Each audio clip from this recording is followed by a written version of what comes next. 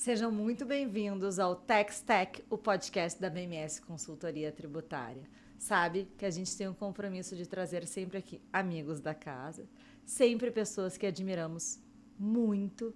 E hoje eu estava ansiosa, preciso confidenciar para vocês. Tentamos a agenda muitas vezes. Eu tenho aqui um amigo, meu amigo da casa, advogado à frente do Fux Advogados, Rodrigo Fux. Muito obrigado pelo carinho, que certamente, Tati, é fruto da nossa amizade de longa data.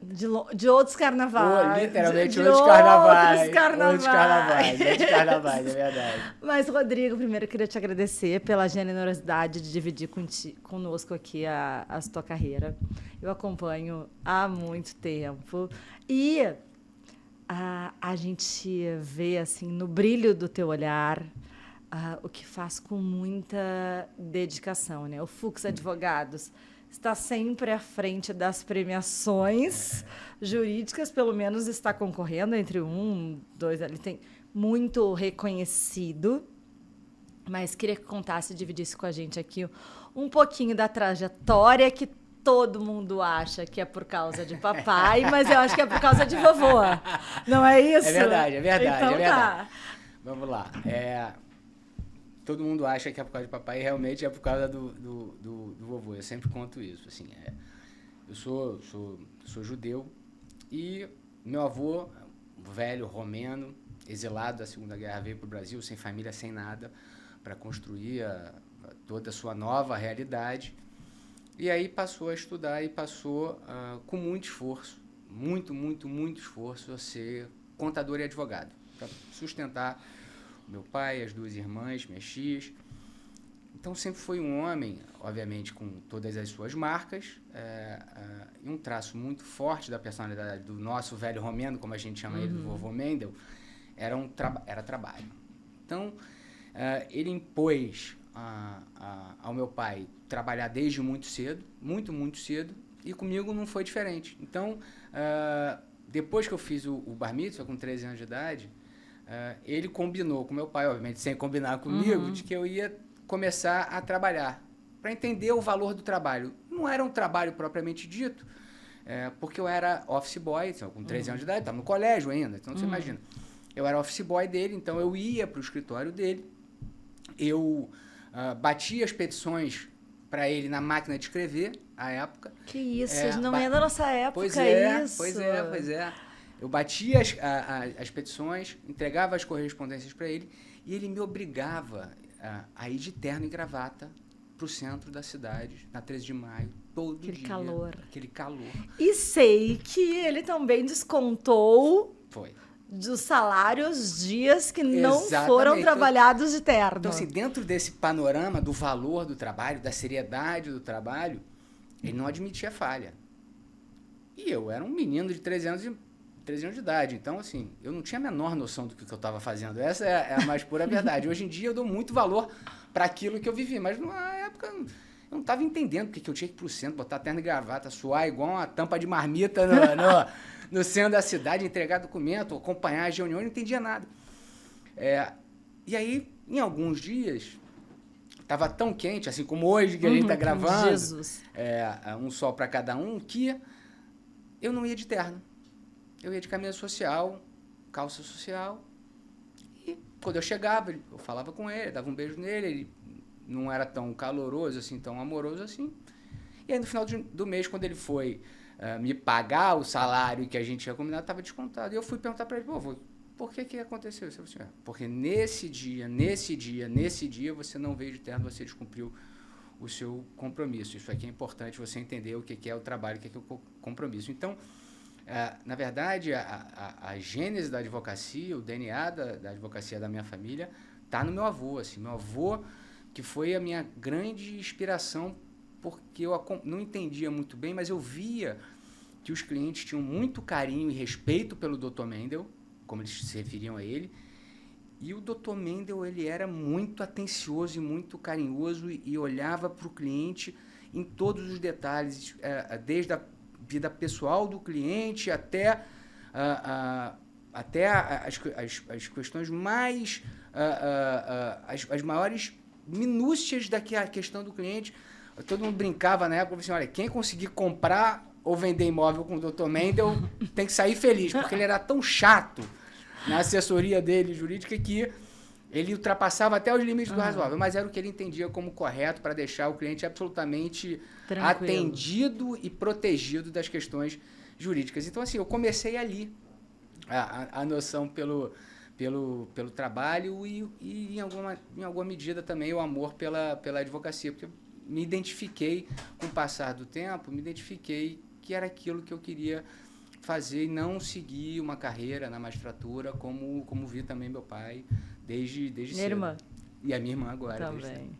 E sabe, a gente percebe muito no Fux Advogados que tem este carinho, essa atenção, não só para aquela causa que está sendo discutida, mas como blindar de todas as maneiras para que seja resolvido da melhor forma. Que seja um acordo, que seja uma mediação, que seja uma tranquilidade ou sentar com a outra parte para tentar apaziguar os ânimos.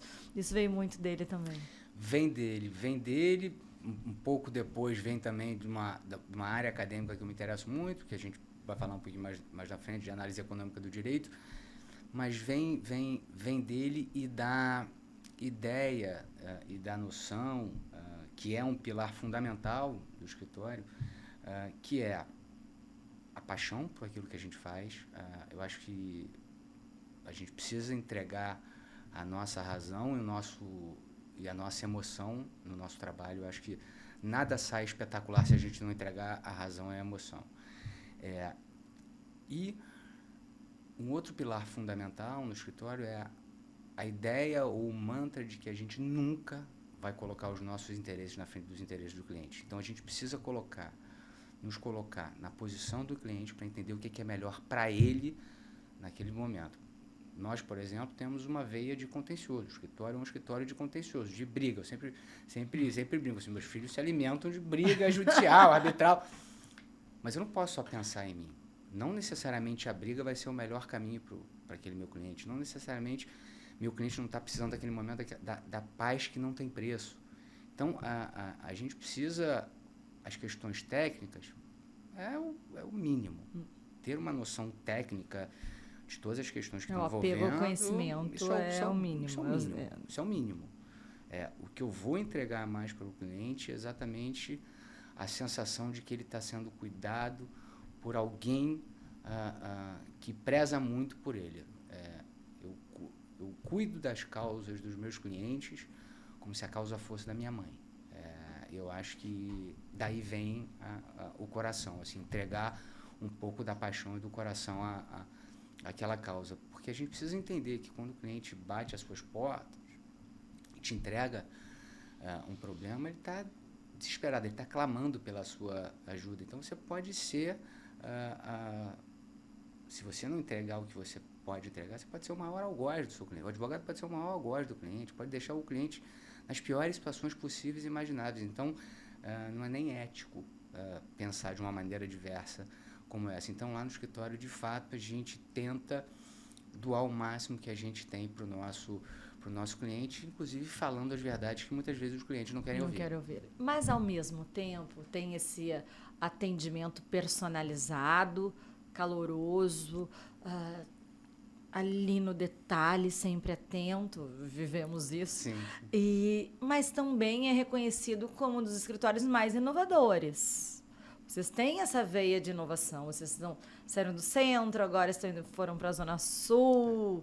Então, tem ali um outro pilar também que traz o Fux Advogados como um dos melhores escritórios. A gente tem assim, algumas coisas, eu acho que nos levam nesse caminho. Certamente o reconhecimento é muito maior do que a gente merece, a gente não está nem perto do nosso auge. Então, é uma busca incessante não pela perfeição, porque a perfeição enlouquece, mas pelo melhor que a gente pode ser. A vida é o melhor que ela pode ser, ela nunca vai ser perfeita. Então, a gente precisa entender a vida dessa maneira e o trabalho também. A pessoa que é muito perfeccionista, absolutamente perfeccionista, ela não consegue sair do lugar porque ela fica querendo encontrar pelo em ovo.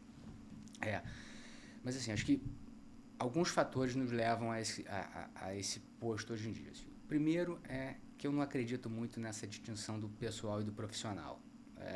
Eu acho isso chega a ser infantil e a criação de um personagem. Cara, o Rodrigo, advogado, é um Rodrigo de terno, mas ele continua sendo Rodrigo. Então, esse olhar carinhoso, afetuoso, é um pouco um traço lá do escritório, sim. Assim, internamente, a gente tem uma relação muito maravilhosa, não só entre os sócios, mas com os nossos associados, com os colaboradores, com os estagiários. A gente busca efetivamente estar próximo, entender como a gente pode contribuir na vida pessoal dos nossos profissionais. Eu acho que isso faz muita diferença. Assim, quando o profissional que te dá a oportunidade de ser liderado por você, ele se sente querido, amado, respeitado, e sabendo que o líder, ou hierarquicamente superior a ele, está preocupado com a vida dele, ele vai te entregar muito mais. E é humanamente bonito. Acho que Deus está vendo, acho que o universo conspira para quem olha pelo outro. E não é só isso, né? Vocês têm uma super atenção à gestão de pessoas. Sim.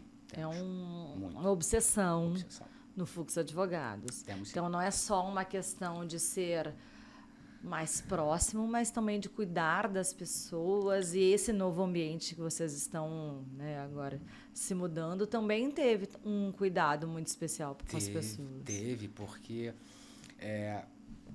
assim, a gente olha muito para a inovação, para a tecnologia, para a eficiência, de que maneira a gente pode ser mais eficiente, de que maneira os robôs ou a tecnologia pode ser um instrumento ao nosso serviço, né? Ou seja, eu quero a tecnologia como o meu melhor estagiário.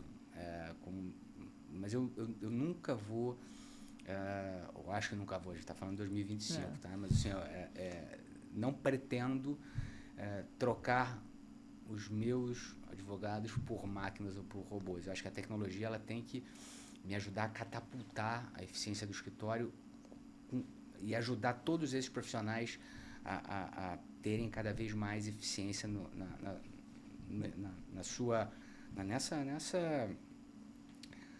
nessa linha de montagem que acaba sendo um grande escritório. Que a tecnologia ela pode entrar. E aquilo que o ser humano... Lembra quando a gente fazia estágio? Que tinha que ficar tirando xerox? Eu tinha boleta. E passavam lá naquela escrevente, fila assim, ali no TJ. O processo tinha escrevente, depois virou banca única. Assim, eu sempre digo assim, as pessoas não sabem o que a gente passou. As pessoas gostam de confundir um pouco, né? A pessoa gosta de ver a foto, esquece do filme. Mas eu fui estagiário barriga de balcão, eu fui estagiário de gastador sola de sapato do foro. Naquele totem que passava, tirava um extrato. Os escreventes me conheciam, o pessoal da Xerox, da distribuição.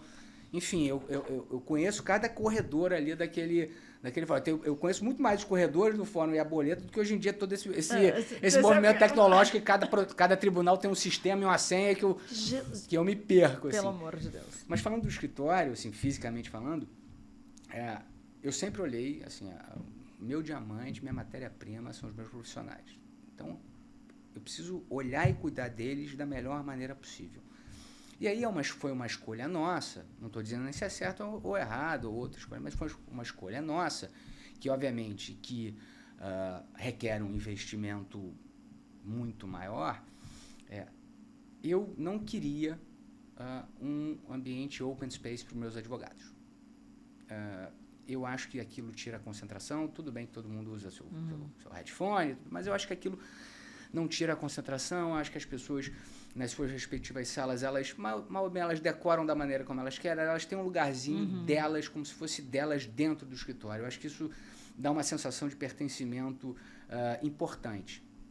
Então a gente buscou um lugar que fosse próximo ao metrô, ou seja, com acessibilidade para todos os funcionários onde quer que eles morassem. A gente procurou um lugar que tivesse um espaço suficiente para os advogados terem salas, não necessariamente individuais, mas salas duplas ou salas triplas, mas que eles tivessem um lugarzinho como se fosse deles. E isso repercutiu muito bem. Assim, a gente vê no dia a dia que essa foi uma escolha muito muito feliz, porque todo mundo se sente muito parte integrante do escritório. Isso dá uma felicidade muito grande. A gente quase que esquece o investimento que a gente teve que fazer para isso. Quase que é um judeu, uma libanesa. A gente não... Quase que esquece. Quase. Mas eu sei também que essa questão da disciplina, que vem desde vovô, ela se transformou também numa questão colocada nas artes marciais. Eu acompanho teu Instagram todos os dias, por vezes falo, já tu está acordando e já teve ali Já teve uma Desde cedo? É o jiu-jitsu, Muay Thai? Jiu-jitsu Muay Thai. Na verdade, comecei pequenininho, assim, meu pai sempre foi, né, das artes marciais.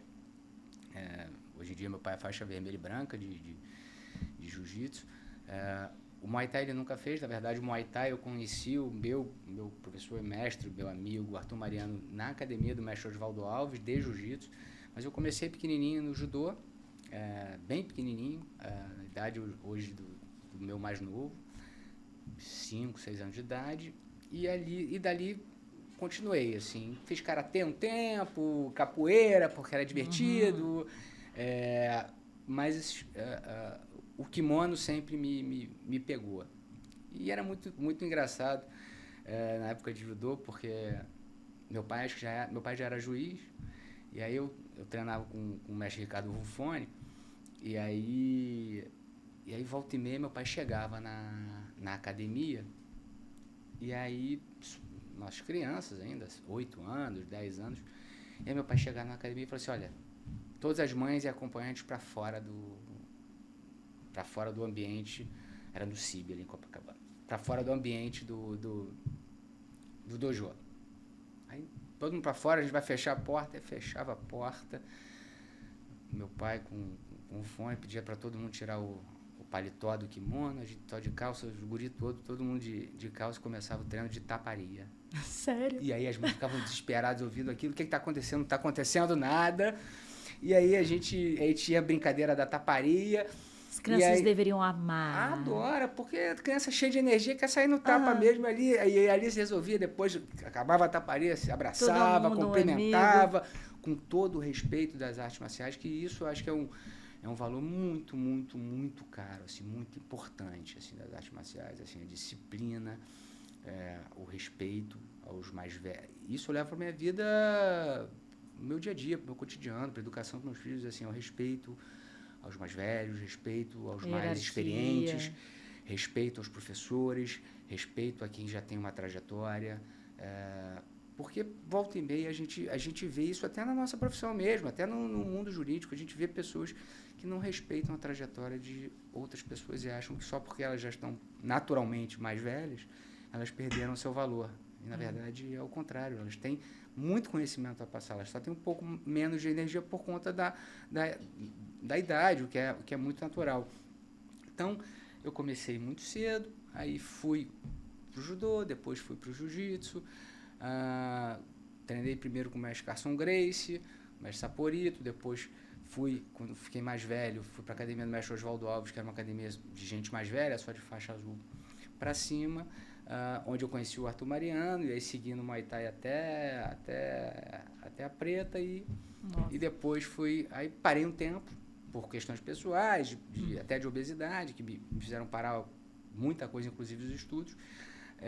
E aí, quando eu voltei para a academia do mestre Leão Teixeira, pro Zé Beleza, e conheci meu irmão da vida toda, o Michel, que eu sigo com ele até hoje, com quem tive a honra de receber a faixa preta, e com quem eu treino todo dia às 7 horas da manhã. Então, e meu dia, na verdade, começa às 4, né? O meu dia começa às 4 da manhã. Mas assim, nós que nascemos em 13 de abril, somos bastante animados. Exatamente. Não sei se você sabe, mas a gente faz aniversário no mesmo dia. Então a gente manda o convite de aniversário bem cedo para o outro não fazer a festa no mesmo dia, senão divide os amigos, né? Então esse ano já esse ano tá para maio. Tá para maio, mas então daqui a pouco chega o meu. E nós somos bastante animados. Isso, muito. Assim, animados para tudo. Cansa acompanhar. Cansa acompanhar, E nunca cansa. Estamos sempre em todos os lugares. Mas além do jiu-jitsu, do Fux Advogados, tem uma questão acadêmica. Sim.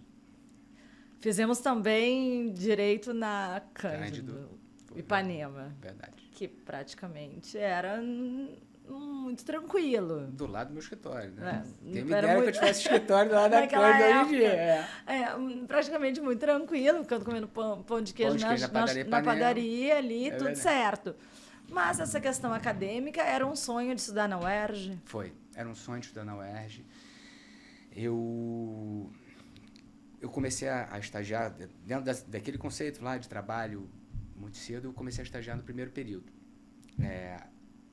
E aí eu fui pro Veirano Advogados, quer dizer, comecei primeiro no Bermude, depois fui pro Veirano, e aí no Veirano eu conheci meus amigos e irmãos que eu levo para a vida toda, amigos do meu coração, amigos do samba também, que amanhã vamos sair no Imaginou Agora Massa, uma galera assim, lá de trás, assim, que a gente fez uma amizade verdadeira e todos eles estudavam na UERJ. E meu pai era professor da UERJ, eu não tive a oportunidade de estudar na UERJ, na graduação, eu falei, pô, quero estudar na UERJ.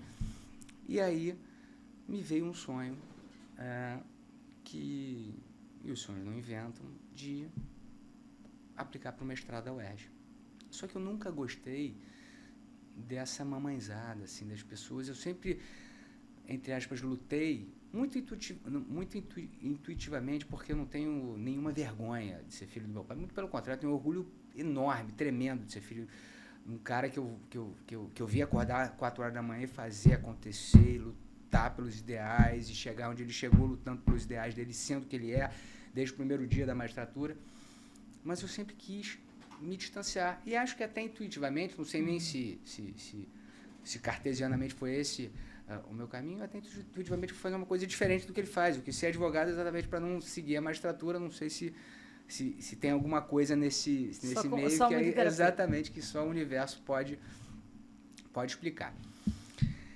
E eu nunca gostei dessa mamãezada e sempre lutei, de fato, contra as pessoas. Filhinho de ministro, só tá ali pelo pai. Os comentários tradicionais dos pequenos e dos míopes de plantão que não querem enxergar quem a gente é. Que não olha o suor. Pois bem, e aí eu falei, meu pai vinha de Brasília, a gente sempre, eu corria na praia, eu treinava, no sábado, né? E as provas do mestrado são no sábado, são geralmente aos sábados, 13h. E aí, um sábado meu pai me ligou e falou assim, filho, vamos correr na praia? Me ligou cedo, né? Aí eu falei, não, pai, hoje eu não vou não. Aí eu falei assim, por quê? Eu falei, não, porque eu tenho um negócio. Eu falei, o que você tem? Eu falei, não, tem um negócio que eu vou... Eu falei, o que você tem? Eu falei, não, eu vou fazer a prova do mestrado da UERJ. Ele falou, ué, como assim você vai fazer a prova do mestrado da UERJ? Como é que você não me fala nada? Eu falei assim, pai... Ele professor. Eu falei, pai, é o meu caminho. Deixa eu seguir o meu caminho. Se eu tiver que passar, eu vou passar. Se não tiver que passar, eu não vou passar. Eu preciso que as pessoas vejam meu valor. Esse é o meu caminho. Eu quero te dar orgulho pelo que eu sou. Deixa eu tentar. Eu não sei se eu vou conseguir, mas deixa eu tentar. E aí ele falou, então deixa eu te fazer só um pedido. Como pai, eu falei, deixa eu te levar na porta. Porque todos os meus concursos, o vovô Mendel me levava na porta. Eu falei, tudo bem, na porta você pode me levar. Então ele foi, pegou o carro, me levou na porta, me deixou na porta. E eu fiz a prova e consegui entrar no mestrado. E ali, Tati, os horizontes se abriram, assim, para mim, assim. Porque eu sempre trabalhei muito, então sempre vi muito direito na prática, no dia a dia. O advogado, o estagiário, o advogado contencioso, aquele... É o bombeiro, né? Ele tá apagando incêndio toda hora, era a época, né? Era liminar o tempo todo, era combate forense o tempo todo. Todo dia aquela guerra, aquele suor, aquele sangue todo dia. E é na prática, né? Você vai estudando na prática a necessidade do cliente, naquele momento, naquele processo, aquele obstáculo processual. E o mestrado, ele te dá uma visão sistêmica, uma visão mais holística. Cara, e aquilo me encantou muito. E aí eu falei, sabe, bateu no meu coração de uma maneira diferente e a partir dali eu comecei a a me dedicar, a me desenvolver, e dali foi o doutorado, e dali veio o mais recente, a aprovação para o concurso da UESC como professor. Que eu fiquei muito feliz. Sério, eu comemorei como se eu tivesse participado do concurso. E foi um momento muito mágico, assim, muito mágico. Foi o momento mais mágico da tua carreira? Foi. Qual que foi? Na verdade, hoje em dia, eu diria 2 momentos mágicos da minha carreira, não na advocacia, porque, enfim, tenho várias vitórias e várias derrotas que me marcaram muito. Mas academicamente falando, a defesa do meu doutorado, que meu pai estava assistindo, e ele, num determinado momento, assim, ele não podia falar porque ele era um orientador e co-orientador, aí não faz pergunta dentro da liturgia da casa. E aí, quando ele foi se manifestar sobre o final, a voz dele embargou e ele não conseguiu falar, e ele começou a chorar, a se emocionar, tentando dizer, e no final ele conseguiu dizer que eu tinha cumprido o que eu tinha prometido para ele, de mostrar para ele o meu valor, para que eu pudesse dar orgulho para ele. Então, aquele momento foi um momento muito mágico assim, na minha vida, aquela sensação de parte do meu dever cumprido, porque eu acho isso tão bonito, assim, eu sempre falo assim, eu tô nessa vida, nesse mundo jurídico também, para dar orgulho pro meu pai, para ele saber, criei esse moleque deu certo. Esse moleque deu certo, tá no caminho certo, tá no caminho da nossa família, o que a gente trilhou de trabalho sério, trabalho duro, memória do vovô Mendel, é assim que se faz, tem que fazer, vai cair, vai levantar, e é igual nas artes marciais, vai cair, vai levantar, vai apanhar, vai bater, mas vai manter a mesma serenidade, a mesma vontade de viver e de lutar, vai manter o mesmo respeito por todo mundo, por quem você ganhou, por quem perdeu, e aquele momento foi um momento, assim, cara, foi um highlight, assim, muito espetacular da minha vida. E o segundo momento foi o momento da prova do concurso. Na primeira fase, eu não tinha ido da maneira como eu queria ir, por uma questão até tecnológica, porque a prova é escrita, e são 8 horas de prova, e aí a grafia começa a ficar ruim, depois você tem que fazer uma leitura de prova. Eu não me saí da maneira como eu queria sair, cabisbaixo, só que não tinha muito jeito, porque a segunda fase era logo no dia seguinte, você sorteava o ponto, no dia seguinte você já precisava ser...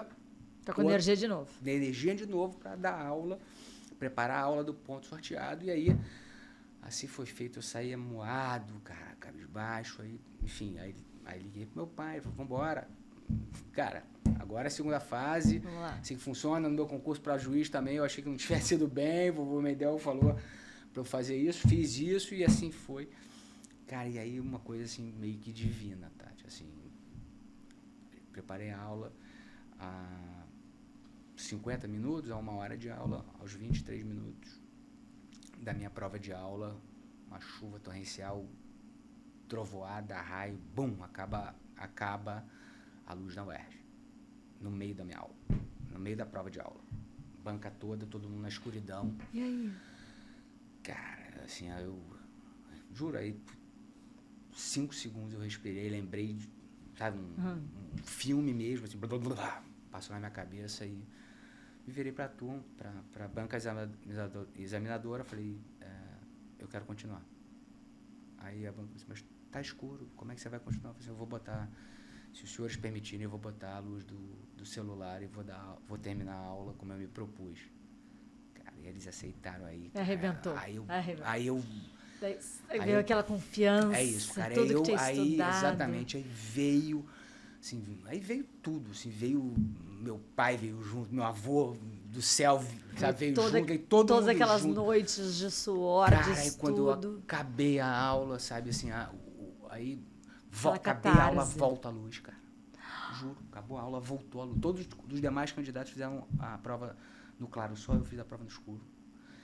Aí voltou a luz, cara, assim, um brilho no olhar, assim, dos examinadores. Eu falei, cara, foi. Pô, Deus é bom foi. demais. Deus é pô, muito e aí, bom. Então, assim, esse foi um segundo momento muito grandioso, assim, da minha vida. Ai, que, assim, Papai do Céu, ajuda. E aí eu acho que é isso, tá? Assim, eu acho que é um pouco da gente receber tudo que a gente propõe a se fazer nesse plano material, de ajudar o próximo, de ser bom com todo mundo, de tentar ser o melhor com todo mundo, de ser o colega mais honesto do mundo com os demais colegas, de ter no limite da nossa vaidade a vitória do cliente. No nosso meio jurídico tem um pouco muito disso, vaidoso, né, cara? Então, assim, é muito personagem. As pessoas são muito personagens porque querem ser ou aparentar alguma coisa que alimenta, às vezes, uma falta delas pessoal. E eu busco lutar contra isso. Assim, eu tento ser o mais simples que eu posso.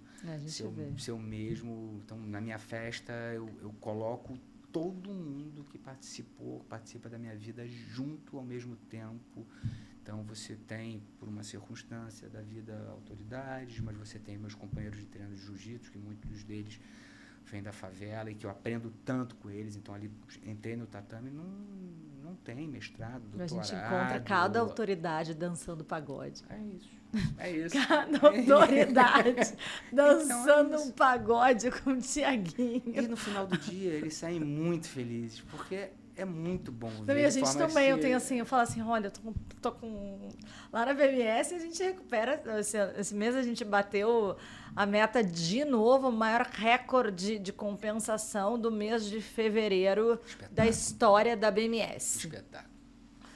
Muito bom, assim, muito bom. A gente está muito feliz, muito. Mas é porque eu também tenho um time que é da guerra. Isso é bom demais. Que a gente tem muita dificuldade de contratar quem é chão de fábrica.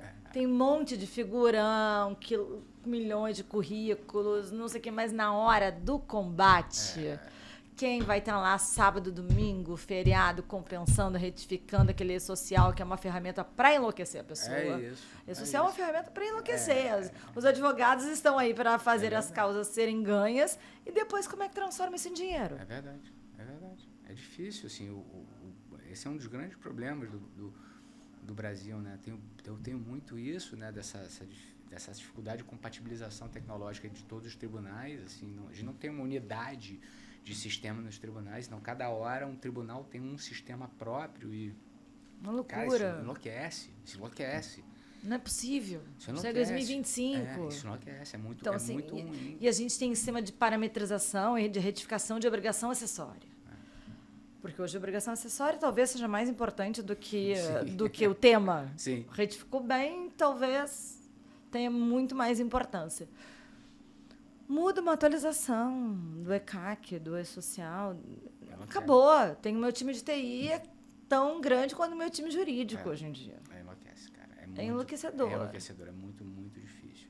Isso perpassa um pouco por essa dificuldade que a gente vive no cenário tributário nacional, né? Acho que isso é um problema muito grave. Assim, o que o Brasil vive é muito, muito difícil. Vamos ver se essa reforma tributária... Essa a minha próxima pergunta.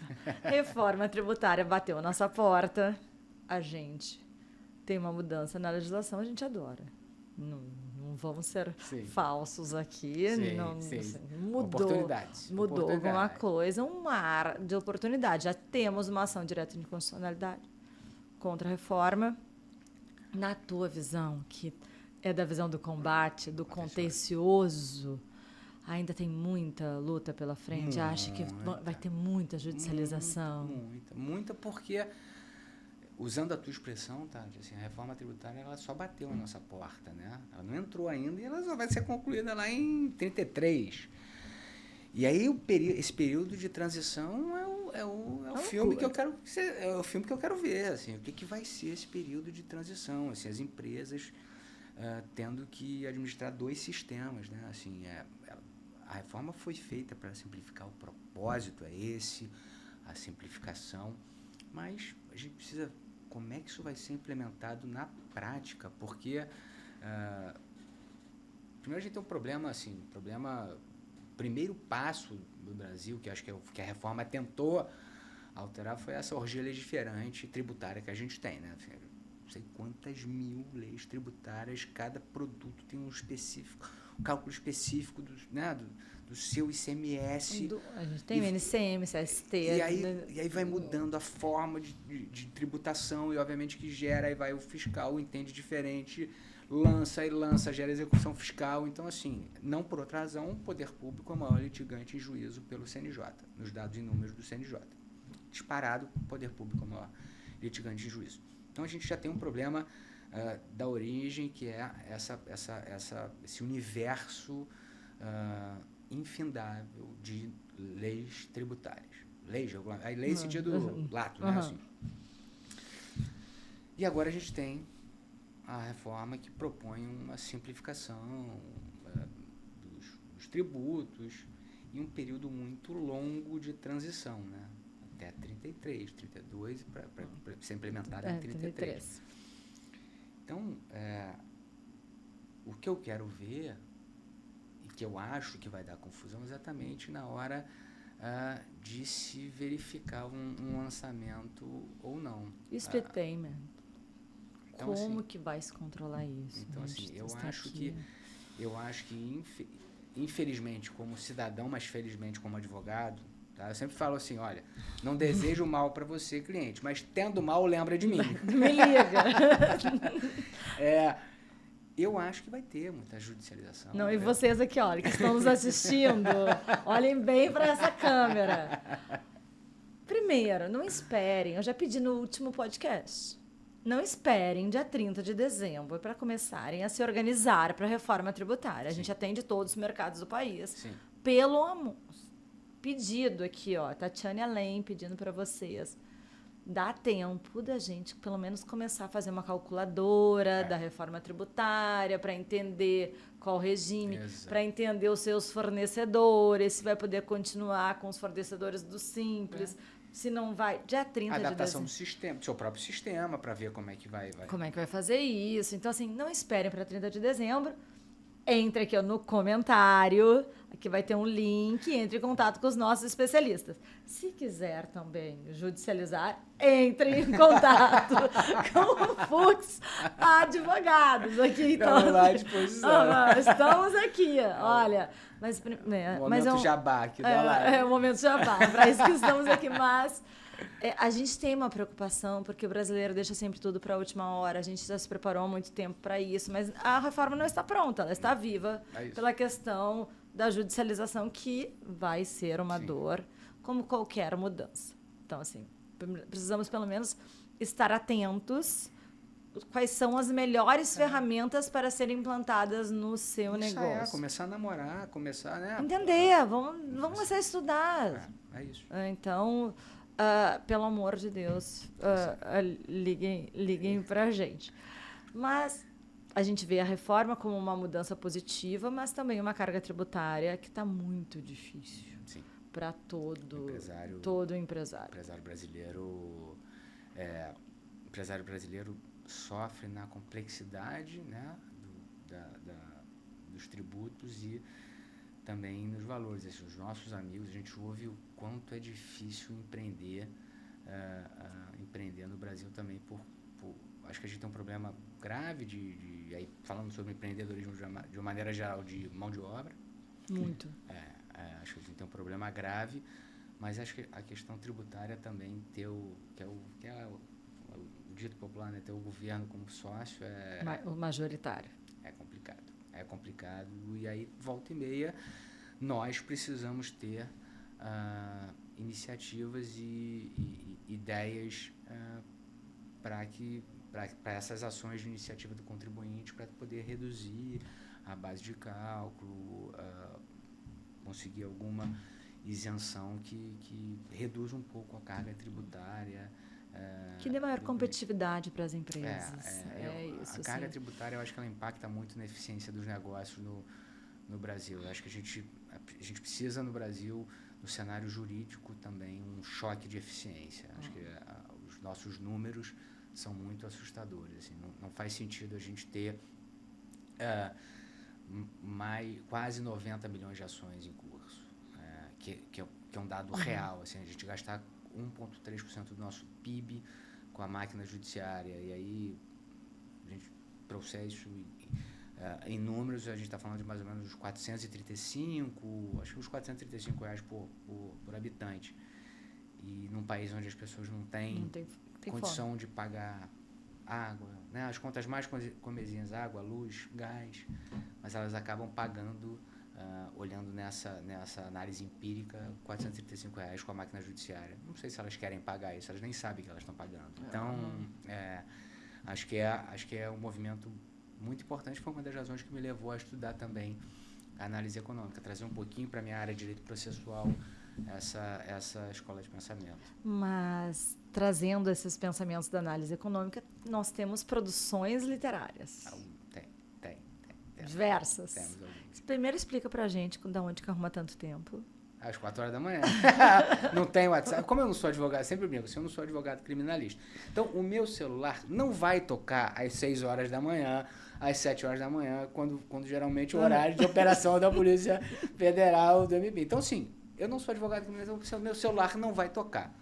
Nenhum ser humano acorda essa hora, geralmente, só o Ariano, dia 13 de abril, acorda. Então, só os malucos. Então, assim, eu tento dividir o meu dia para essa parte da manhã até a hora do meu jiu-jitsu ser a parte onde eu mato os meus e-mails e distribuo as tarefas para a equipe e me debruço sobre o universo acadêmico. Então, organizo minhas palestras, escrevo meus artigos, organizo meus livros, que é onde eu... Então, assim, eu tenho umas... Ninguém em casa também, cara, porque é muita gente na tua casa também. É bastante gente. Uma família grande. É bastante gente.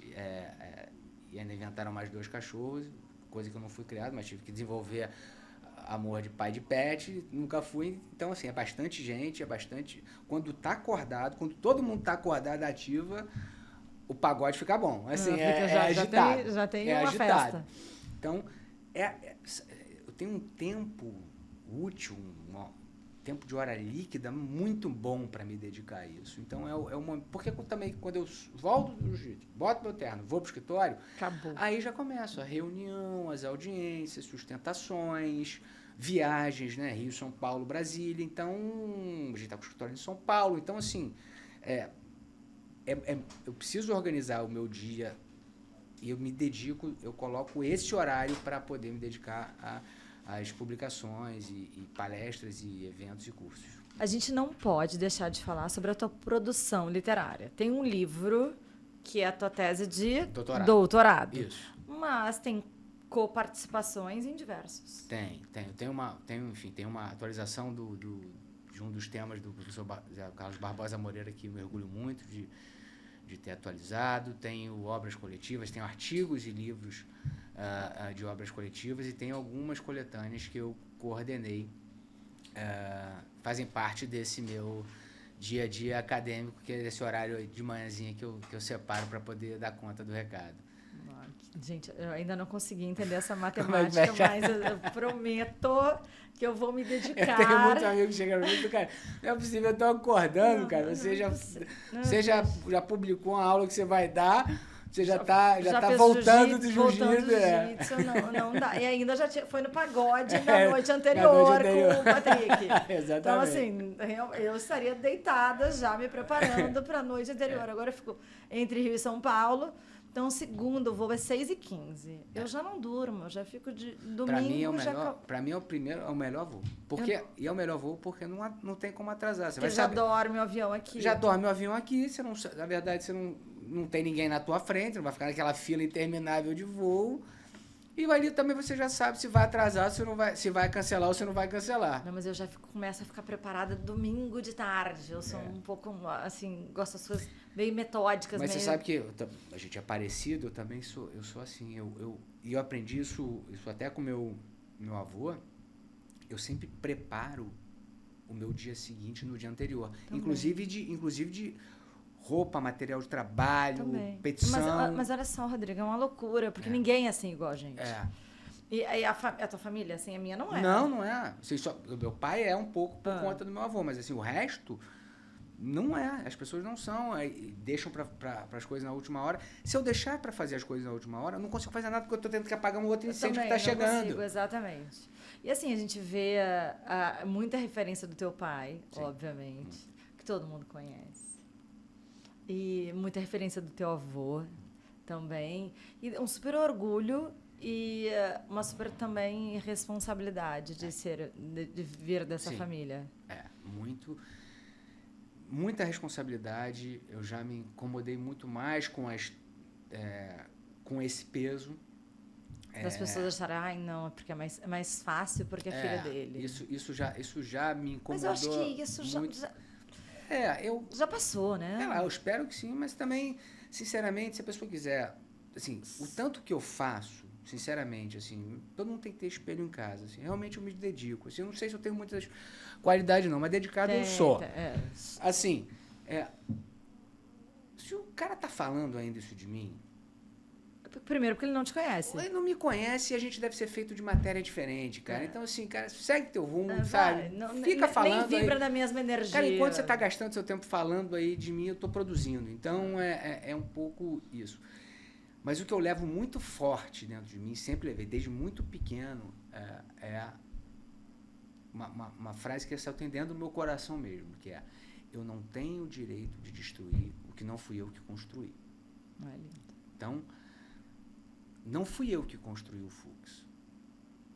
Foi meu pai. Então, o meu dever é honrar esse sobrenome.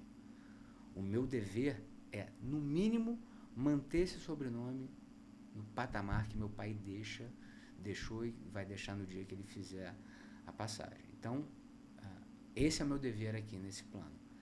E essa é uma das razões pelas quais eu me dedico. Eu tenho muito orgulho. Mas, no fundo do meu coração, eu tenho muito mais orgulho de ser filho do Luiz do que de ser filho do Fux.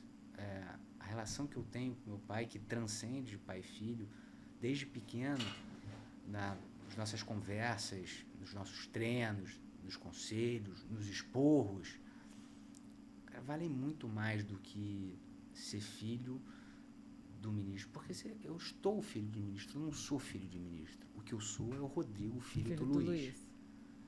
Só que, circunstancialmente, eu estou como filho de ministro. E aí eu tenho as minhas estratégias para me blindar, para não ser filho do ministro. E os teus filhos? Que tem um monte também, né? Tem alguns. Tem 3. Começou cedo, tem um monte, filho. Adora. Tem que se bobear, ano que vem já aparece mais um. Tem 3. Tem 3 filhos. Algum deles vai para... Pro direito? Pro Vamos lá. Eu tenho o Patrick, é o mais velho. Patrick vai para música. Patrick vai para música, para hobby, igual a família. Mas ele vai para música, hobby. Mas se deixar, vai. Se deixar, ele vai para música. Porque ele tem muito talento, ele tem uma presença de palco, ele tem um carisma, todo mundo adora, Patrick. Ele ia ser um advogado espetacular, ele ia ser um tribuno espetacular. Já falei para ele. Só que eu não posso obrigar, mas adoraria. E botar minha vontade mais do que ele. E ele tem muita paixão pela medicina. Então, ele quer ser médico, ele quer ser neurocirurgião, ele gosta, ele estuda, ele vê seriado disso, e eu preciso respeitar. Acho que esse é o desígnio de Deus para ele, e eu vou ser o maior incentivador disso. Acho que seria muito pequeno da minha parte colocar os meus desejos na frente dos dele. Então, acho que ele vai pela medicina, quem tá batendo as portas aí daqui a pouco do vestibular, ele vai para medicina. Eu tenho a Rafaela do meio, que essa daria uma juíza espetacular, que é braba, é séria, gosta de ter horror de injustiça, mas ainda reluta. Eu ainda tenho esperança. Eu acho que a Rafa vai. A Rafa acho que vai. E tem o Niquinho, o Nicolas, que é pequenininho, que é apaixonante. O meu xodozinho. Coisa claro que eu amo meus filhos iguais, mas meu xodozinho, porque é o bichinho desse tamanho. Maravilhoso, brabo, gosta de luta e tudo mais. Sempre brinco que ele é o que eu gostaria de ser, só que já com a cidade, sabe? Eu falo, você é o que o papai queria ser, mas com 6 anos de idade. esse eu acho que, por enquanto, eu acho que só vai me dar trabalho mesmo, assim, do jeito que é a espoleta. Mas é que essas crianças são da pá virada. A Antonella vai fazer 5 agora. Sério. Ela me liga e me fala, mamãe, olha só, não tem racional o que você está fazendo. Pois é, ela pode organizar o e-social daqui a pouco. Eu acho que sim. E de vez em quando eu pego, ela acha que notebook é trabalho. E ela tá no meu note batendo assim, ela não me incomoda, estou trabalhando. Tá bom, filha, fica aí. E ela vende pulseira. Vai em todos os lugares, se não passar, se não vender pulseira libanesa, né? Senão, você tem que vender alguma coisa. Ela vai em todos os lugares. A gente passou o Réveillon em Maragogi. Ela se vestiu toda de Frozen. Pegou a sineta do cara do picolé e pegou as pulseiras. Quem quer pulseira? E vendeu. Tá no sangue. Tá no sangue. Lá o comercial o mascate do vovô Abílio ali, o comercial da BMS. Tá então, mas essa geração vem realmente com outro chip que a base vem forte. Que a gente precisa. Eu queria, então, a gente passou quase 1 hora. Que bacana. Uma delícia. Sentiu. Mas eu queria te perguntar: mais o pagode, mais o jiu-jitsu, mais a academia, a parte literária ou mais o contencioso? 4 horas da manhã, dá pra tudo. Eu ia te perguntar, Péricles ou Tiaguinho, mas eu resolvi te poupar. Meu coração é muito grande, Eu ia te perguntar Bel Durval, eu resolvi não te colocar nessa... Pois é, dá pra tudo. Dá pra ir pra Salvador, dá pra voltar pra Sapucaí. Dá pra tudo, dá pra tudo. Animar. Acordando cedo, dá pra fazer tudo. Dá pra participar do nosso podcast também. Dá também, foi um prazer muito grande, tá? Muito obrigado por essa oportunidade, assim, a gente... Eu não me lembro quanto tempo que a gente não para conversar, enfim, a gente tá em frente às câmeras, mas foi tão natural, assim, parar para conversar, foi muito bom conversar com você, matar as saudades, a gente falar de trabalho, mas também com a leveza do nosso passado, que nós somos frutos do nosso passado e que bom perceber que a gente se manteve igual, e aqui eu posso confessar como do lado direito do trio. Rodrigo, queria te agradecer pela generosidade, assim, para dividir conosco dessa tua carreira que não era todo mundo que conhecia, quer dizer, quase todo mundo conhece, mas agora todos os nossos não é telespectadores, quem assiste a gente, esse podcast ele começou como um compromisso de trazer histórias bacanas, sabe? A gente começou a falar de tributo. Sim. Sim, tributo é muito técnico, não é todo mundo que quer ouvir falar de tributo e que a gente resolveu passar por uma corrente de trazer gente que a gente gosta. Obrigado. Então, assim, muito obrigada de coração. Eu que agradeço a vocês, agradeço a você, agradeço a BMS, que é essa empresa referência, nossa parceira também do dia a dia. Contem sempre conosco, a gente também sabe que a gente pode contar com vocês. E muito obrigado, obrigado por me dar a oportunidade dos clientes de vocês, dos espectadores, de quem nos assiste na internet, poder... Internet é coisa de velho, né? Não, mas é isso. Poder me conhecer um pouquinho mais, a gente poder falar de coisas sérias, mas de forma leve, que é como a gente enxerga a vida. Obrigada. Eu queria agradecer a vocês que ficaram conosco até agora e fazer aquele meu pedido especial que eu sempre faço aqui no final. Curtam, compartilhem, coloquem a sineta e também a gente vai deixar um link aqui na descrição do vídeo para entrar em contato com os nossos especialistas, caso vocês queiram entender um pouco melhor das questões tributárias e recuperar os valores aqueles pagos a maior para não deixar de presente para o governo. Nosso muito obrigada e até a próxima, toda segunda às 20 horas.